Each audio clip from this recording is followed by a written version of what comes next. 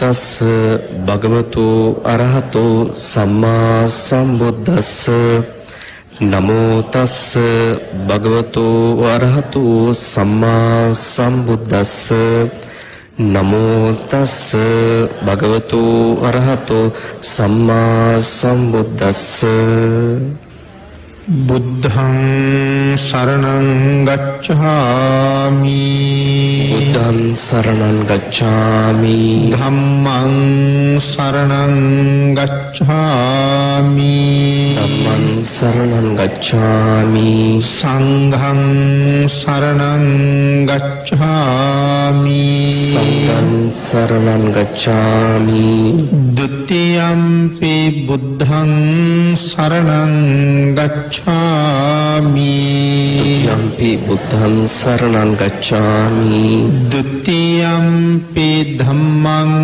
සරණං ගච්ඡාමි ဒ ුතියම්පි ධම්මං සරණං ගච්ඡාමි ဒ ුතියම්පි සංඝං සරණං ගච්ඡාමි ဒ ුතියම්පි සංඝං සරණං ගච්ඡාමි තතියම්පි බුද්ධං සරණං ගච්ඡාමි තතියම්පි බුද්ධං සරණං ගච්ඡාමි තතියම්පි ධම්මං සරණං ගච්ඡාමි තතියම්පි ධම්මං සරණං ගච්ඡාමි තතියම්පි සංඝං සරණං ගච්ඡාමි තතියම්පි සංඝං සරණං ගච්ඡාමි සරණාගමනං සම්පුන්නං ආමබන්තේ පානාතිපාතා වේරමණී සික්ඛාපදං සමාදියාමි පාණාතිපාතා වේරමණී සික්ඛාපදං සමාදියාමි අදින්නාදාන වේරමණී සික්ඛාපදං සමාදියාමි දාන වේරමණී සික්ඛාපදං සමාදියාමි අබ්‍රහ්මචර්යා වේරමණී සික්ඛාපදං සමාදියාමි අබ්‍රහ්මචර්යා වේරමණී සික්ඛාපදං සමාදියාමි මුසාවාදා වේරමණී සික්ඛාපදං සමාදියාමි මුසාවාදා වේරමණී සික්ඛාපදං සමාදියාමි සුරාමේරය මජ්ජපමා දට්ඨානා වේරමණී සික්ඛාපදං සමාදියාමි සුරාමේරය මජ්ජපමා දට්ඨානා වේරමණී සික්ඛාපදං සමාදියාමි විකාල භෝජනා වේරමණී සික්ඛාපදං සමාදියාමි විකාල භෝජනා වේරමණී සික්ඛාපදං සමාදියාමි නච්ච ගීත වාදිත විසූක දස්සන මාලා ගන්ධ විලේපන ධාරණ මණ්ඩන විභූෂණට්ඨානා වේරමණී සික්ඛාපදං සමාදියාමි නච්චගීත වාදිත විසෝක දස්සන මාලා ගන්ධ විලේපන ධාරණ මන්නන විභූෂණට්ඨානා වේරමණී සික්ඛාපදං සමාදියාමි උච්චාසයන මහා සයනා වේරමණී සික්ඛාපදං සමාදියාමි උච්චාසන මහා සයන වේරමණී සික්ඛාපදං සමාදියාමි තිසරණේන සද්දින් අට්ඨාංග උපෝසත සීලං ධම්මං සාදුකං සුරක්ඛිතං කତ୍වා අප්පමාදේන සම්පාදේ තබ්බං ආමභන්තේ සාදු සාදු සාදු සමන්තා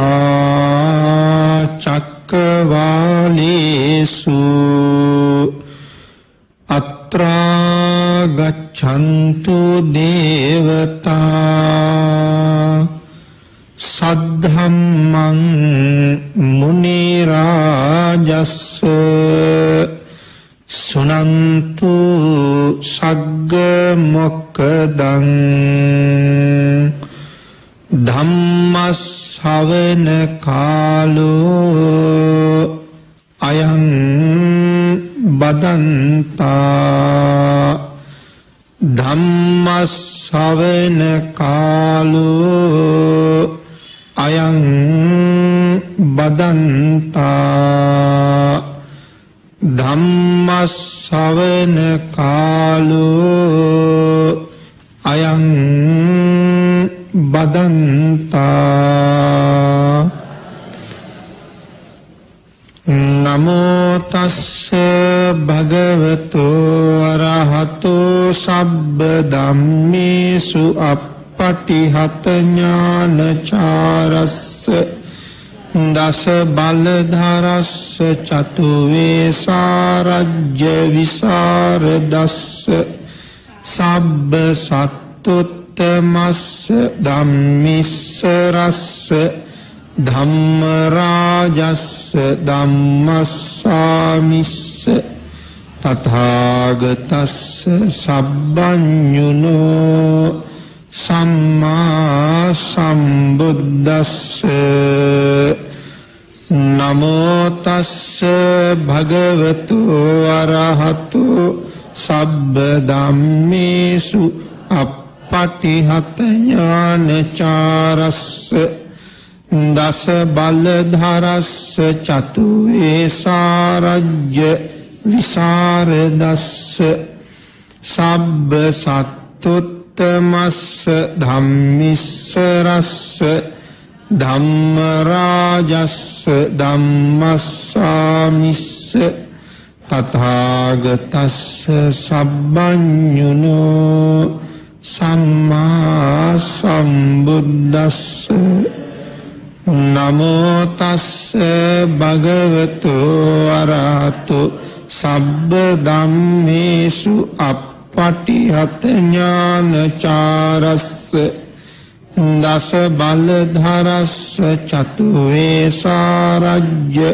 විසරදස්ස සබ්බ සත්තුත්තමස්ස ධම්මිස්සරස්ස ධම්මරාජස්ස ධම්මස්සාමිස්ස තථාගතස්ස සබ්බඤුනෝ සම්මා සම්බුද්දස්ස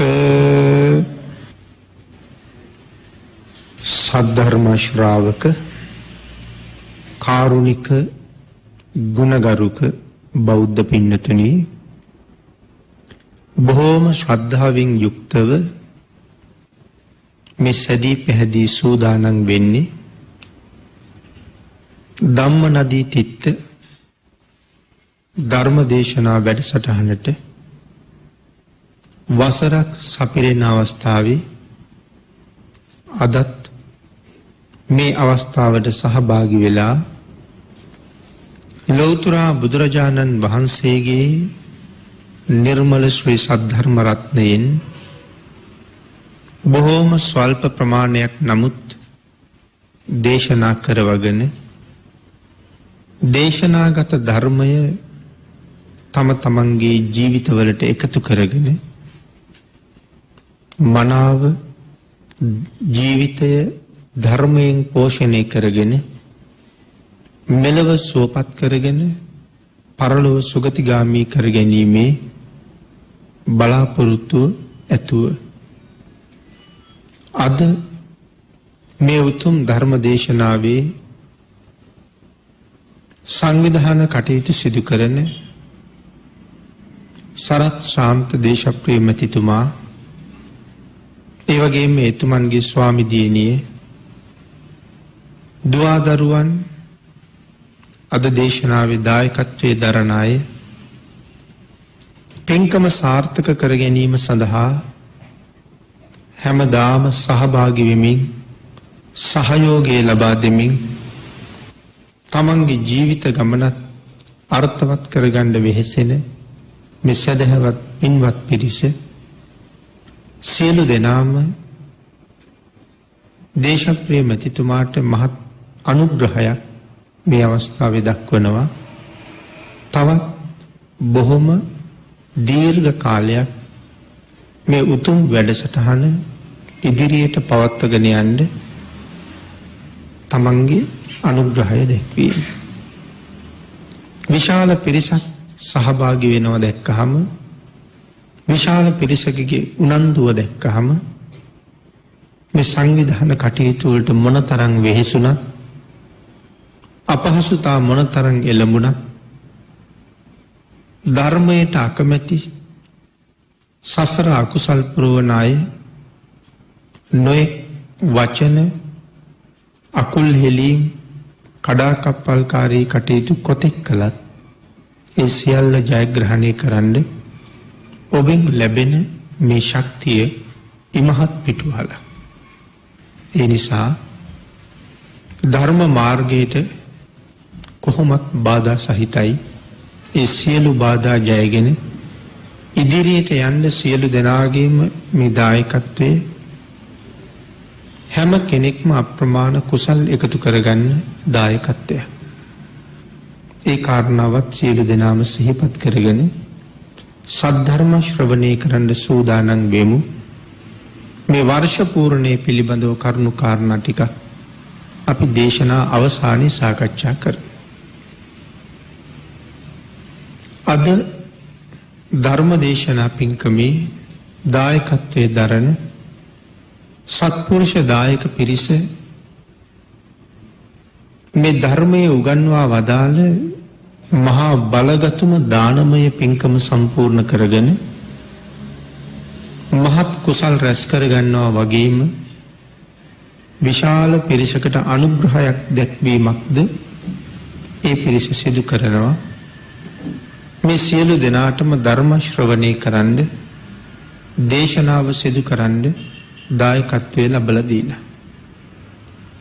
දේශනාවේ දායකත්වයේ දරන දායක පිරිසක් දේශප්‍රිය මැතිතුමා ඇතුළුව ධර්ම ශ්‍රවණය කරන්න සූදානම් වෙන ලොකු කුඩා ඔබ සියලු දෙනාටමත් බුදුරජාණන් වහන්සේ සිහිපත් කළ ධර්මාවවාදය මෙනෙහි කරමින් ඒ උතුම් පරමාර්ථය මුදුන්පත් කර ගැනීම සඳහාම අපි අද ධර්ම ශ්‍රවණය කරමු. මේ ධර්ම දේශනාව ශ්‍රවණය කරන අතරතුරදීම මාගේ පංච නීවරණ ධර්මයන් යටපත් වේවා. සප්ත බෝධ්‍යාංග ආදී ධර්මයන් වැඩි දියුණු වේවා. මේ දේශනාව අතරතුරදීම මට උතුම් මාර්ගයක් ඵලයක් අවබෝධ වේවා කියන සිතින් යුක්තවම අපි සද්ධර්ම ශ්‍රවණය කරමු.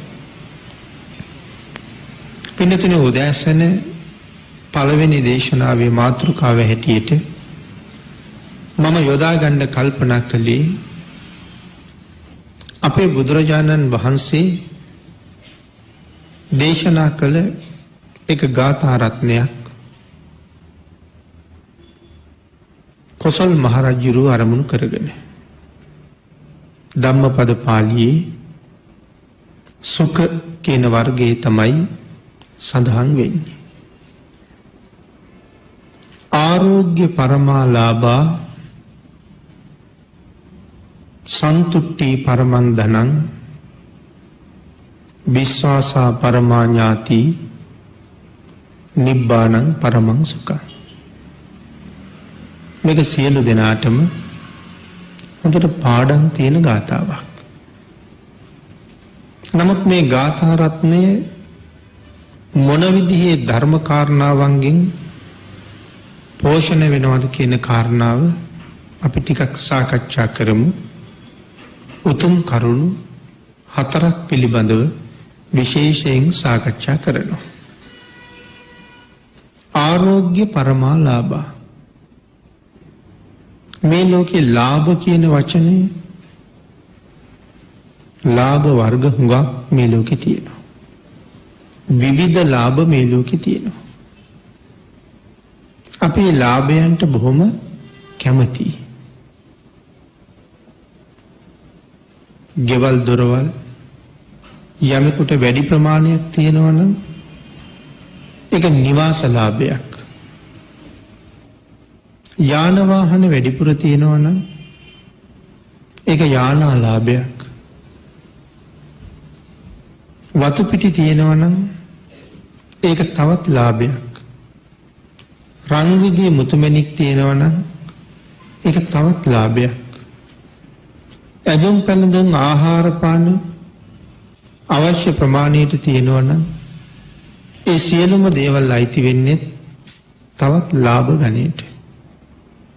මේ වාගේ මේ ලෝකේ මේ ලාභය ගැන කතා කරනකොට අපි හැමෝම ලාභයට කැමති. විවිධාකාර ලාභ තියෙනවා.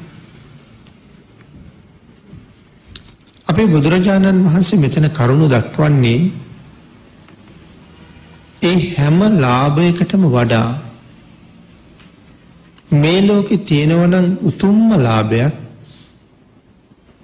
ඒ උතුම්ම ලාභය තමයි නිරෝගී ලාභය.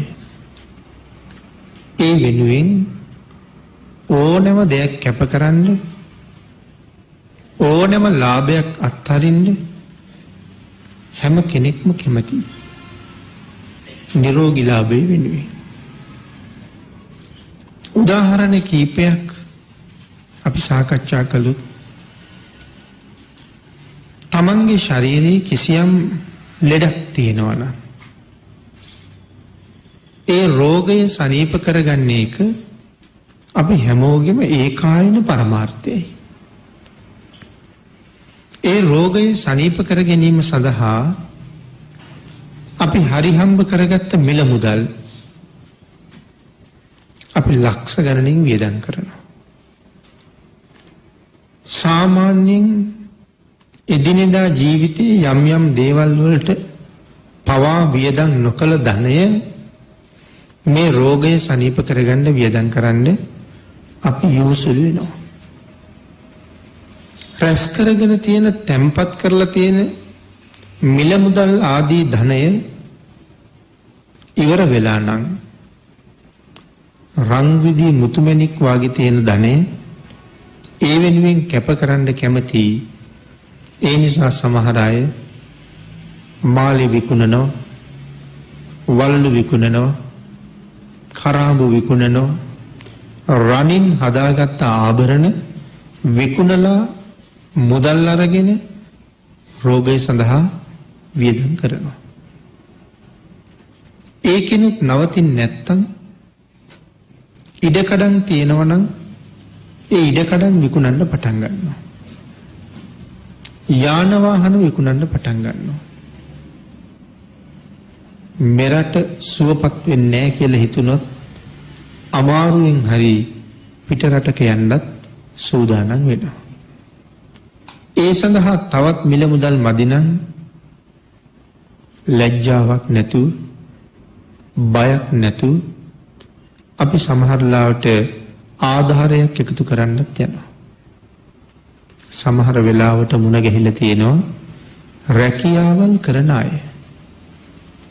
රැකියාවෙන් අයින් වෙලා ආධාර පත්‍ර ටිකක් මුද්‍රණය කරගෙන වෛද්‍යවරුන්ගෙන් අස්සම් කරගෙන බස් එකක් ගානේ සතිපොලක් ගානේ ආධාර එකතු කරනවා තමන්ගේ රෝගය සුවපත් කර ගැනීම සඳහා.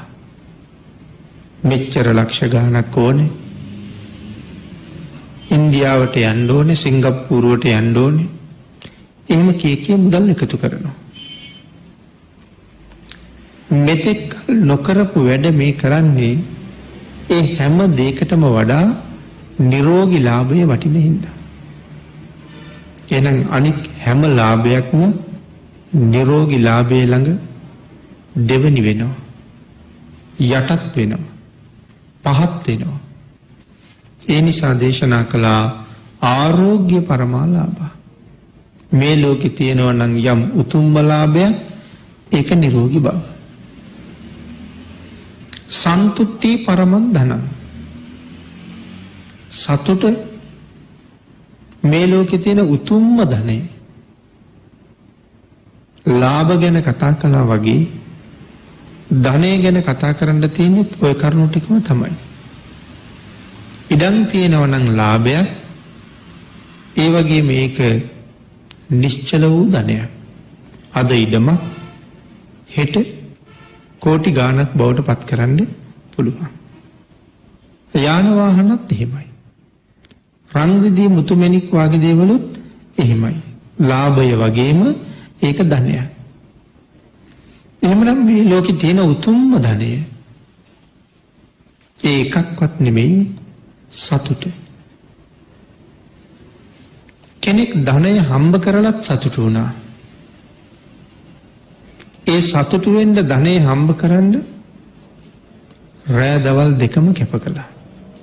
සමහර අය දවල් 30ම රැකියාවක් කරලා හැන්දෑවේ පැය කීපයක් වැඩ කරන පැය ගානට අමතරව වැඩ කෙරුවොත් වැඩි මුදලක් ලැබෙනවා නම් තවත් පැය දෙකක්වත් ඒ වැඩි මුදල වෙනුවෙන් වැඩ කරන්නත් යෙදෙනවා. සමහර කෙනෙක් දවල් පැය 8ම වැඩ කරලා රැයට තවත් පෞද්ගලික ආයතනයක ඔය ආරක්ෂක සේවාවක හරි රාත්‍රියේ වැඩ කරනවා. තවත් වෙනත් පෞද්ගලික සමාගම් වලට සම්බන්ධ වෙලා රාත්‍රියේ වැඩ කරනවා.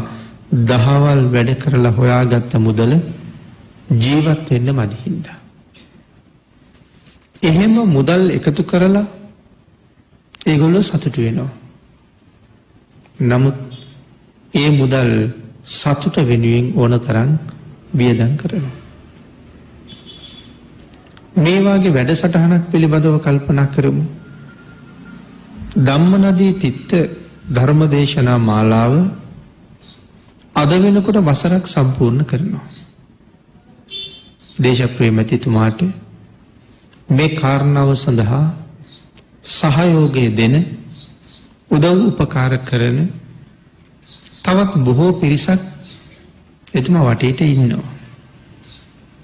ඒ සියලු දෙනාමත් අඬගහගෙන පවුලේත් එකතු කරගෙන සත්පුරුෂයෙක් හැටියට යන මේ ගමනේ අවුරුද්දක් නිමා වෙනකොට තමන්ගේ පෞද්ගලික ධනය මේ සඳහා ලක්ෂ ගණනින් වියදම් කරන්න ඇති. නමුත් බොහොම මහන්සි වෙලා රට පුරාම ඇවිදලා රැකියාව කරලා හොයාගත්ත මුදල් ලක්ෂ ගණනක් මේ වාගේ වැඩසටහනක් වෙනුවෙන් කැපකිරීම තුළ එතුමා බලාපොරොත්තු වෙන්නේ සතුට. මේකෙන් පින් රැස් වෙනවා. ඒ රැස් වෙන කුසලය මරණ මංචකයේ තමන් මහ ධනවතෙක් බවට පත් කරනවා. ඒ කියන්නේ සතුටක් තියෙනවා. මේ හොයාගන්න සතුට වෙනුවෙන් අර මුදල් කැපකිරුවා කියලා කියන්නේ ඒ මුදල් වලට වැඩිය මේන් ලැබෙන සතුට උතුම් හින්දා. ඒකයි බුදුරජාණන් වහන්සේ මේ දේශනා කරන්නේ. සන්තුට්ටි පරමං ධනං. මිල මුදල් ආදී ධනයට වඩා සතුට ලොකු ධනයක්. රන් රිදී මුතුමැණික් ආදී ධනයට වඩා සතුට ලොකු ධනයක්. ලෞකික ජීවිතේ තවත් බොහෝ දේවල් ගැන කල්පනා කරාම සමහර වෙලාවට ගෙයක් හදන්න ලක්ෂ ගාණක් වියදම් කරනවා. මුදල් ලක්ෂ ගාණක් වියදම් වෙනවට වඩා හොඳට ගේ හැදුනහම ඒක දිහා බලලා සතුටු වෙන්න පුළුවන්. ලක්ෂ ගාණක් වියදම් කරලා තවත් භාගයක් ණය වෙලා වාහනයක් කරගන්නවා. මාසෙන් මාසෙට ණය ගෙවන්න ඕනේ. නමුත් වාහනේ දකින්නකොට තියෙන සතුටක් නිසා අර ණය බාධාවක් බවට පත් වෙන්නේ. සතුට මෙතන තියෙනවා. සමහර වෙලාවට අද ධර්මදේශනාව ශ්‍රවණය කරන්න යම් කෙනෙක් මෙතෙන්ට ආවොත් ඒ ආපු කිසි කෙනෙකුට කිසි මුදලක් වියදම් වෙන්නේ නැහැ. නමුත් අපි කියමු නගරේ මේ ළඟ ක්‍රීඩා පිට්ටනියක ක්‍රීඩා තරගයක් තියෙනවා. දැන් කෙනෙක් දෙලොවක් අතර අතරමං වෙනවා බනහන්න යනවද ක්‍රීඩා තරගය බලන්න යනවද? තමන්ගේ වැඩි කැමැත්ත තියෙන්නේ ක්‍රීඩා තරගය බලන්න යන්න. සතුට තියෙන්නේ එතන. හැබැයි මෙතන බනහන්න ඇවිල්ලා කීයක්වත් වියදම් නුනට අර තරගයේ නරඹන්න යන්න ප්‍රවේශ පත්‍රයේ 15000ක් 20000ක් වියදම්.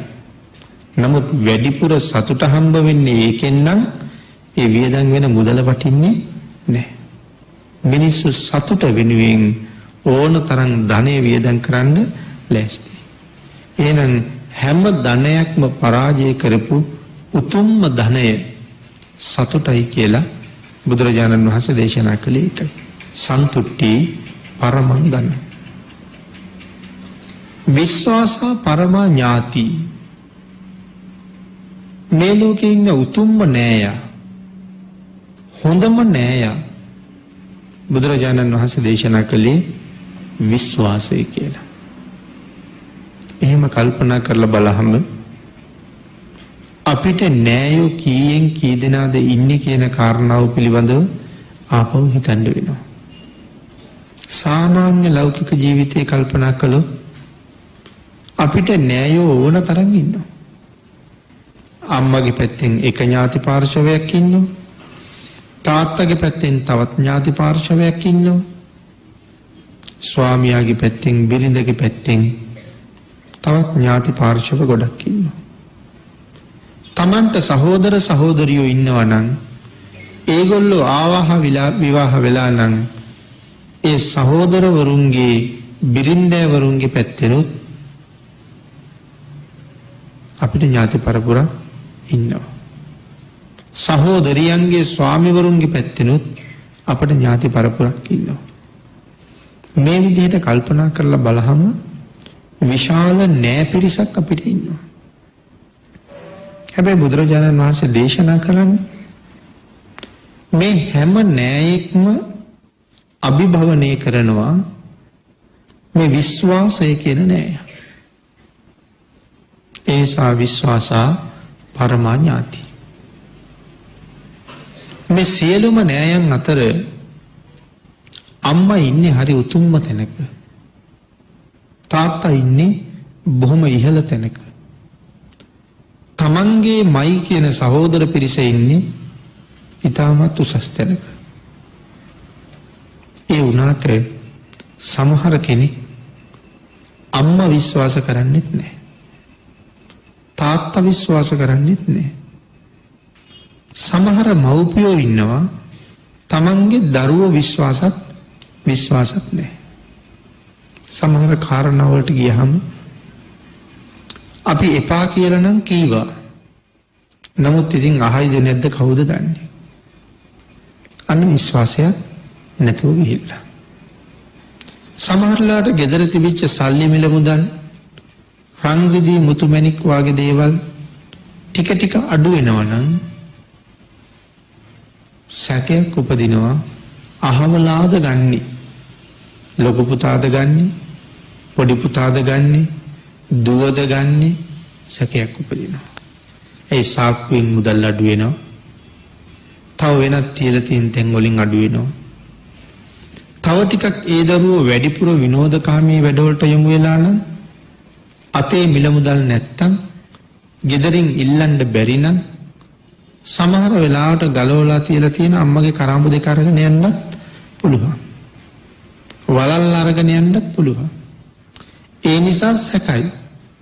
ඒ දේවලුත් වෙනම හොයන්න බැරි තැන්වල හංගලා තියෙනවා.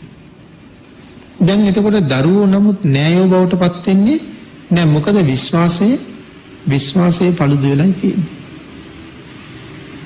ස්වාමියා පිළිබඳව බිරිඳගේ විශ්වාසයේ paludu වුණොත්, බිරිඳ පිළිබඳව ස්වාමියාගේ විශ්වාසයේ paludu වුණොත්, ඒ දෙන්න අතරත් ඒ නෑකම එහෙමනම් මෙතන සඳහන් කරන විදිහට ප්‍රබල නැහැ. අම්මා තාත්තා සහෝදර සහෝදරියෝ එක්ක කාලයක් මේ ඥාතිත්වයත් එක්ක ජීවත් වුණාට ඊට වඩා බොහොම විශ්වාසවන්ත නෑයෙක් තරුණ වයසේ ජීවිතේට එකතු වෙන්න පුළුවන්. සමහර කෙනෙක් විවාහ වෙනකොට විවාහ වෙන දවස වෙනකොට තමන් විවාහ කරගන්න තැනැත්තා නැත්තම් තැනැත්තිය මුණ ගැහිලා තියෙන දවස් 3යි නැත්තම් 4යි. යෝජනාවක් කළා, ගම්බිම් බලන්න ගියා. මේ වාගේ නොඑක් වෙලාවක දෙතුන් පාරක් මුණ ගැහුණා. සමහර වෙලාවට 4 වෙනි වතාව කියලා කියන්නේ විවාහ වෙන දවස. එතකොට අදත් එක්ක හම්බ වෙලා තියෙන්නේ දවස් 4යි.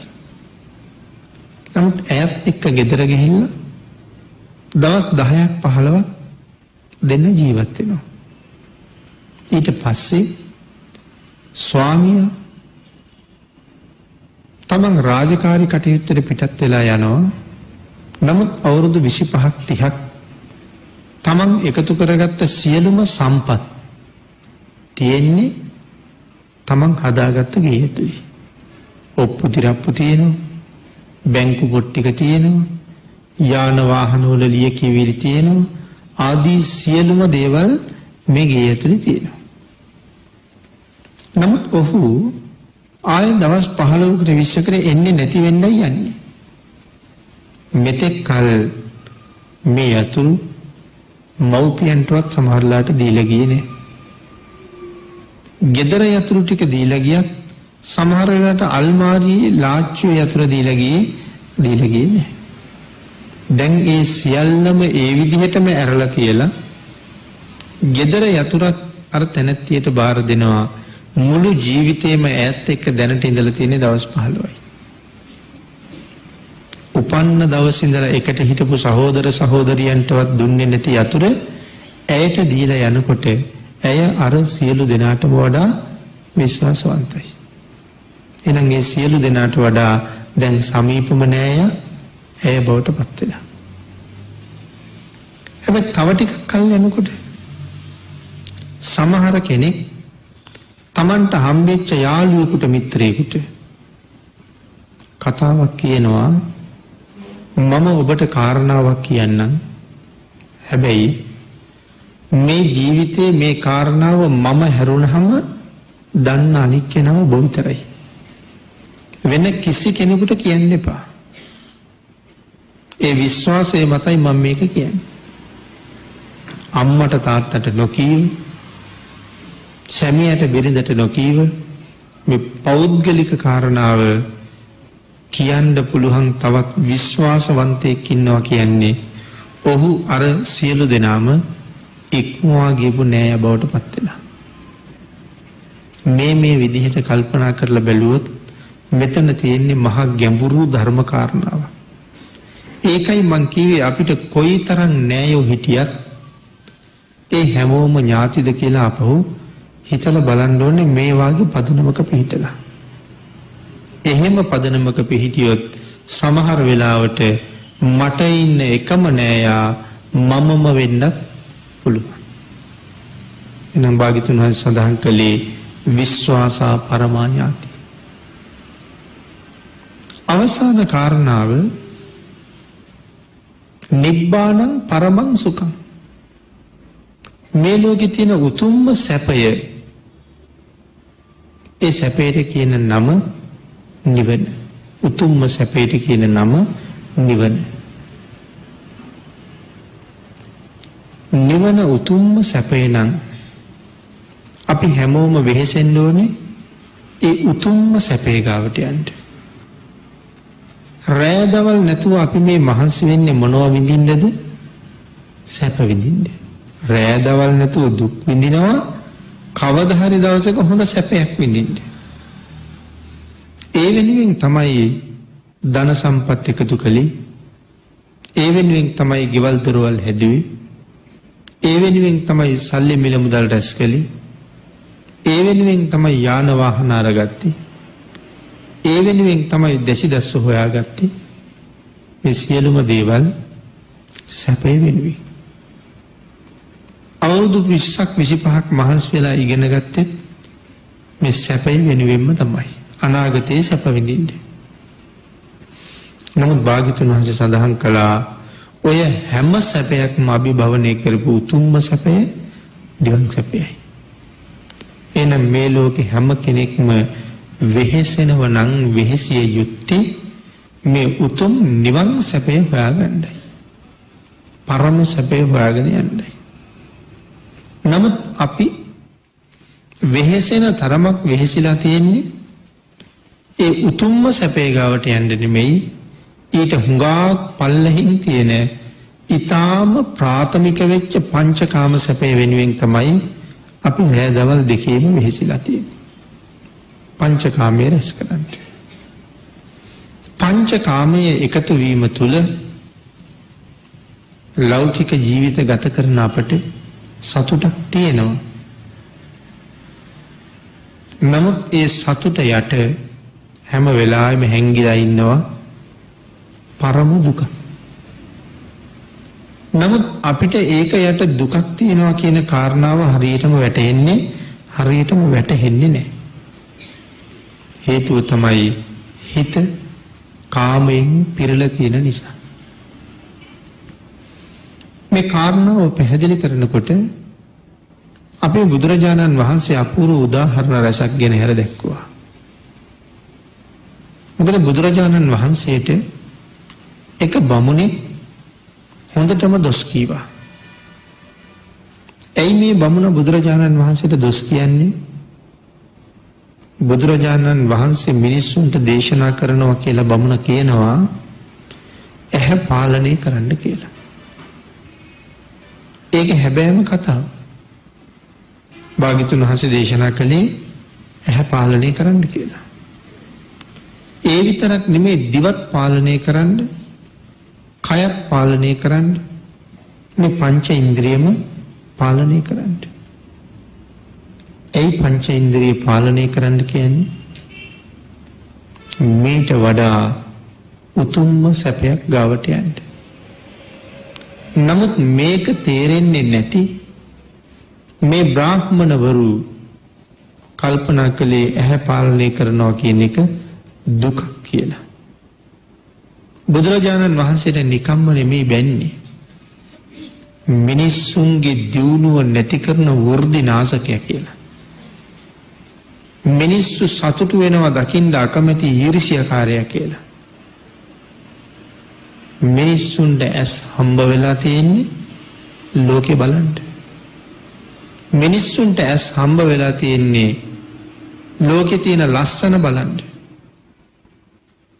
මේ බ්‍රාහ්මණවරු සඳහන් කරන්නේ මිනිස්සුන්ට ඇස් හම්බ වෙලා තියෙන්නේ රූප හොයන්න, රූප බලන්න, රූප රස විඳින්න, දැක්කට වඩා ලස්සන රූප හොයා ගිහිල්ලා බලන්න. ඇස් තියෙන්නේ ඒකට. කන් තියෙන්නේත් ඒකට. ශබ්ද අහන්න, ශබ්ද රස විඳින්න, මෙතෙක් කාලයක් අහපු නැති ශබ්ද හොයා ගිහිල්ලා අහන්න. දිව ගැන, නාසය ගැන, කය ගැන කියන්න තියෙන්නේ ඔය කරුණු ටිකමයි. නමුත් මේ බ්‍රාහ්මණය සඳහන් කරනවා ඔබ වහන්සේ සඳහන් කළේම ඇහැ පාලනය කරන්න කියලා. ඒ කියන්නේ ඇහැ නැමැති ඉන්ද්‍රිය අරගෙන ලෝකේ බලලා සතුටු වෙන්න හදන මිනිස්සුන්ට සතුට හොයාගෙන යන්න දෙන්නේ නැතුව ඔබ වහන්සේ බැඳලා තියලා තියෙනවා.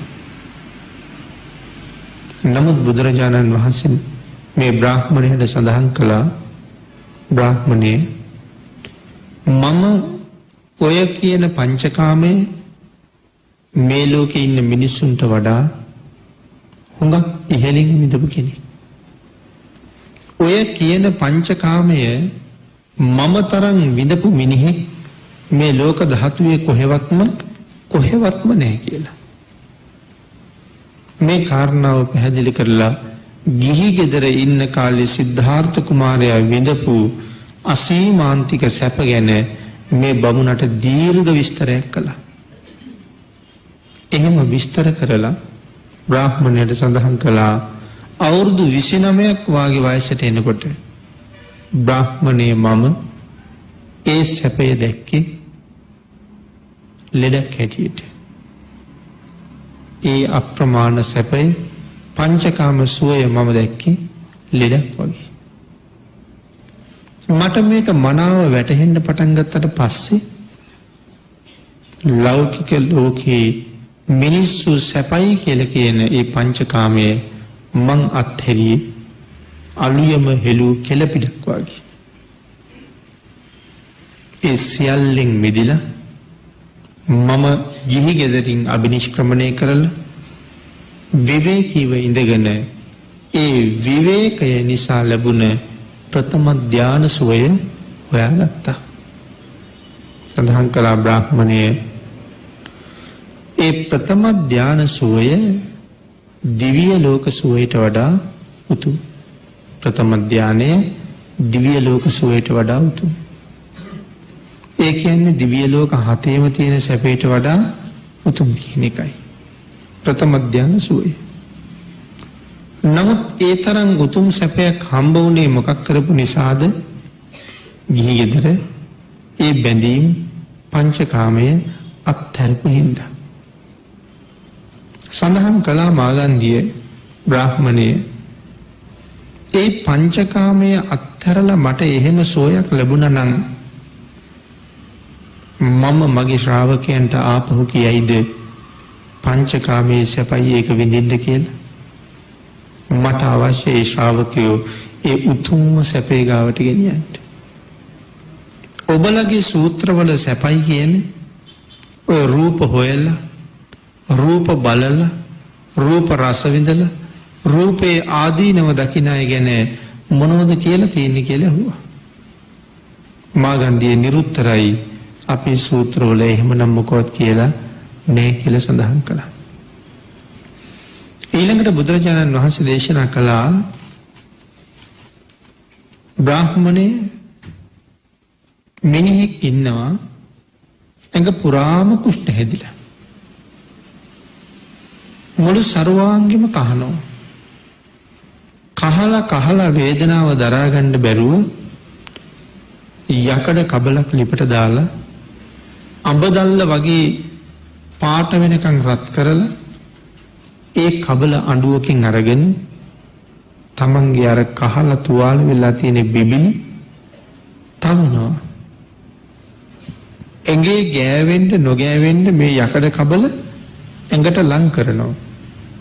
ලං කරනකොට අර බිබිලි දැවෙනවා, හැම පිච්චෙනවා. ඒ පිච්චීම මත ඔහුට දැනෙන්නේ අපූර්ව සුවයක්.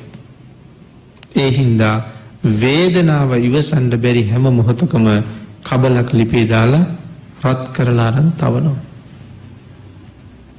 මාගන්ධියේ එහෙම තව ඉන්නකොට කාලයක් යනකොට මේ මිනිස්යාගේ ලෙඩේ සනීප වෙනවා.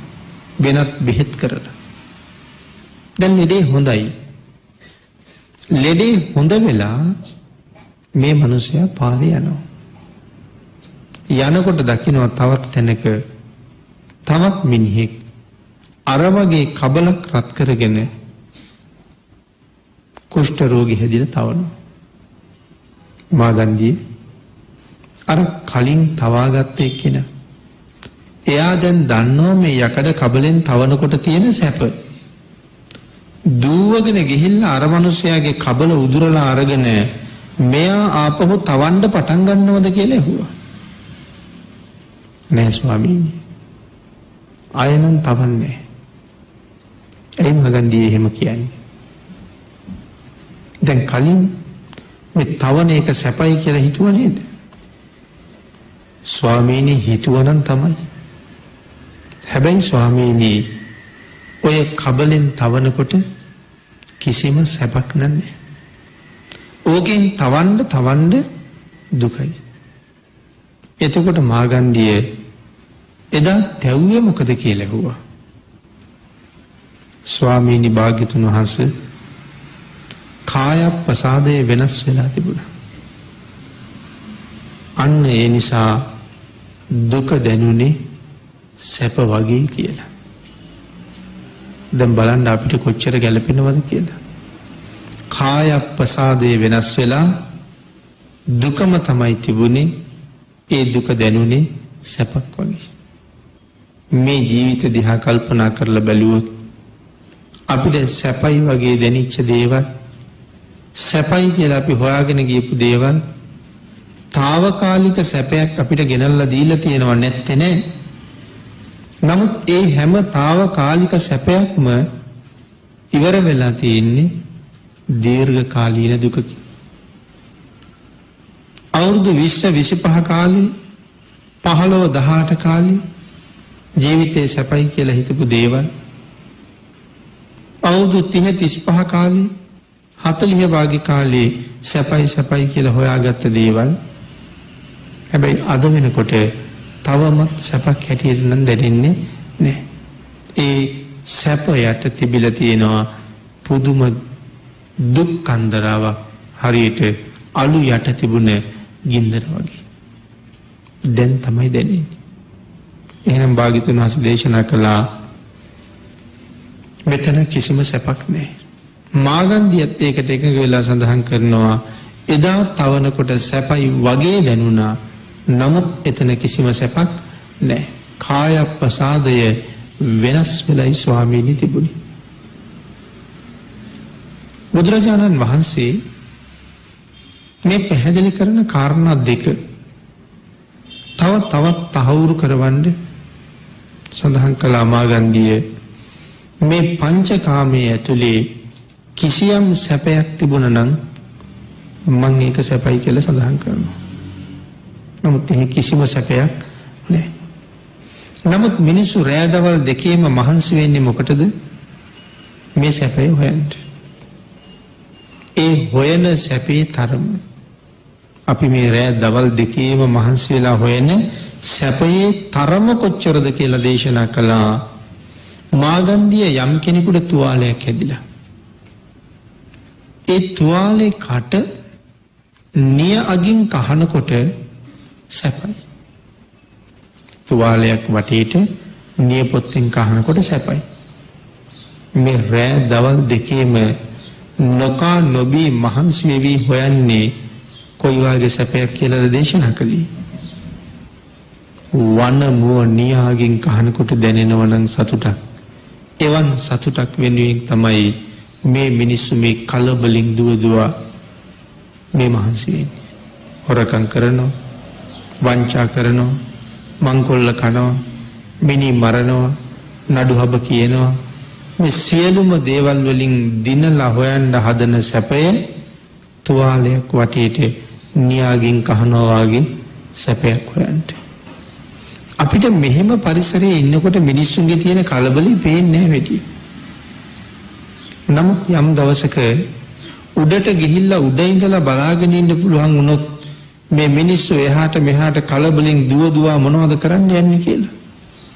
මේ පංචකාමය රැස් කරන්නම තමයි මේ අනික් කෙනා පෙරලගෙන පාගගෙන හරි දුවන්නේ ඒක වෙනුවෙන්. නමුත් ඒක කොයි වගේ සැපයක්ද? අර සඳහන් කළා වගේ ඊටාම පහත් සැපයක්, ඊටාම සොච්චන් සැපයක්. බුදුරජාණන් වහන්සේ දේශනා කරනවා මාගන්දියේ, නමුත් මම දේශනා කරපු මේ සැපේ උතුම් නිවන් සැපය ඊට වඩා හරි උතුම්. නමුත් ඒක ඔබටවත් මටවත් තේරෙන්නේ නැහැ අපි දෙගොල්ලම නිවන් අවබෝධ කළේ නැති හින්දා. මාගන්දියට සඳහන් කළේ ප්‍රථම ධාන සුවය දිව්‍ය ලෝක සුවයට වඩා උතුම් කියලා. එතකොට මේ ශාසනයේ ධාන මට්ටම් කීයක් තියෙනවද? අපේ ශාසනයේ ධාන මට්ටම් 8ක් තියෙනවා පින්නතුනි. ප්‍රථම ධාන සුවයම දිව්‍ය ලෝක සුවයට වඩා උතුම් නම් 8 වෙනි ධානයට යනකොට තියෙන සැපය ගැන විස්තර කරන්න අපිට කොහෙද තේරෙන්නේ?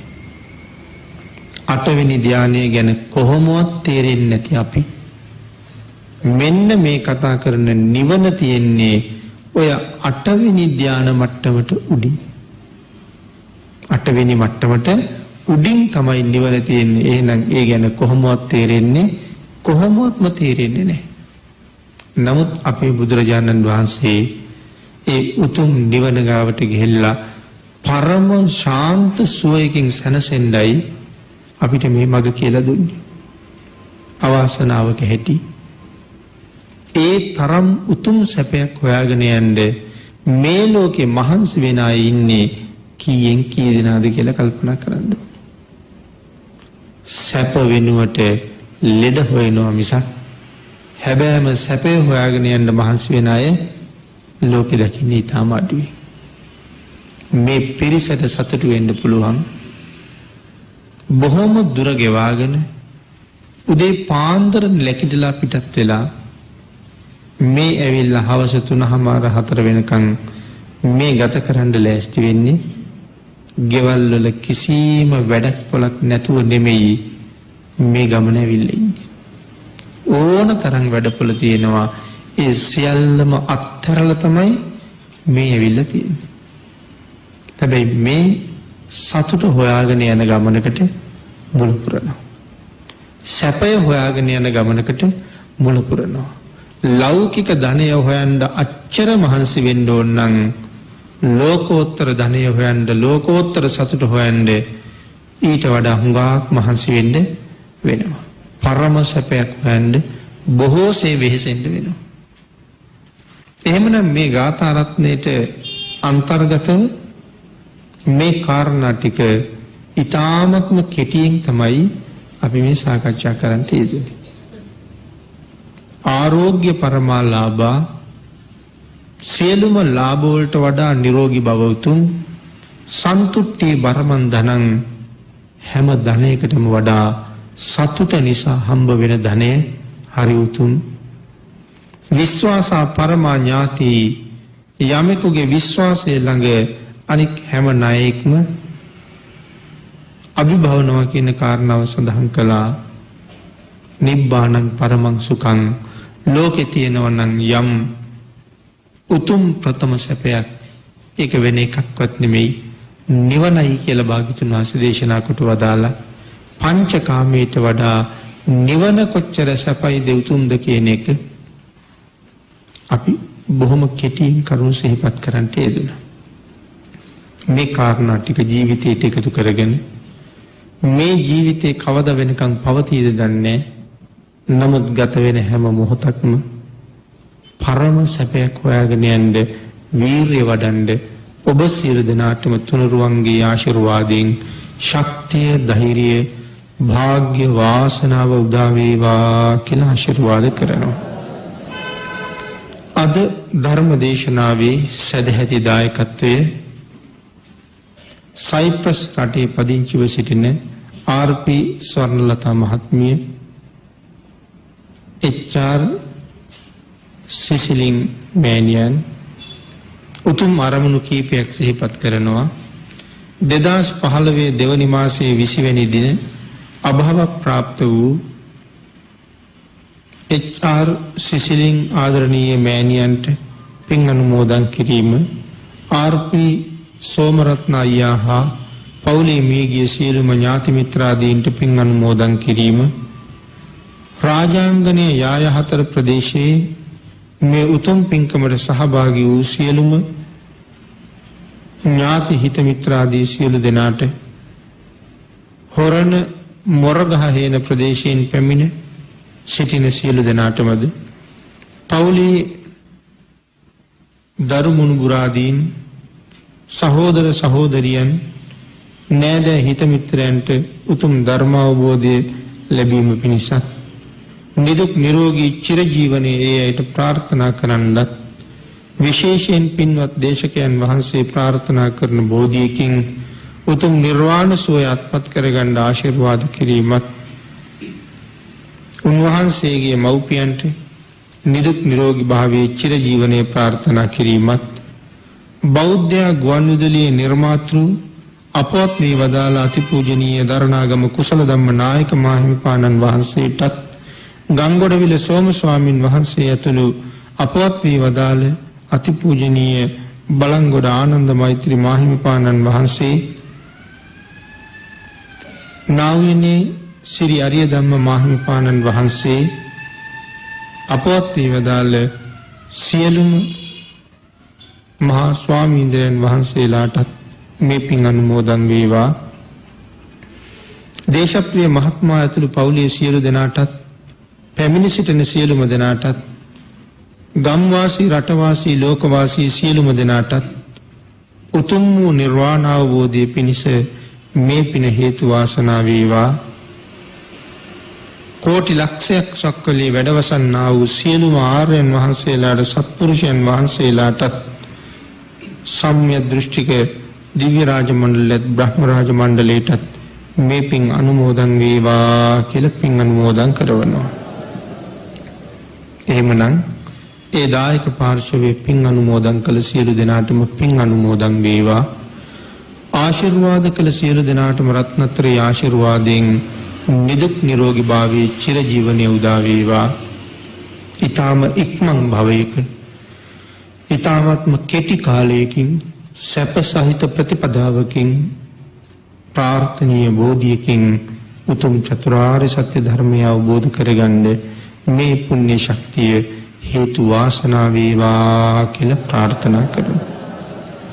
ආකාශට්ඨා ච බුම්මට්ඨා දේවා නාග මහිද්దికා පුඤ්ඤන්තං අනුමෝදිත්වා චිරං රක්ඛන්තු ලෝක ශාසනං දේවෝ වස්සතු කාලේන සස්ය සම්පත්ති හෝතු ච පීතෝ භවතු ලෝකෝ ච රාජා භවතු ධම්ම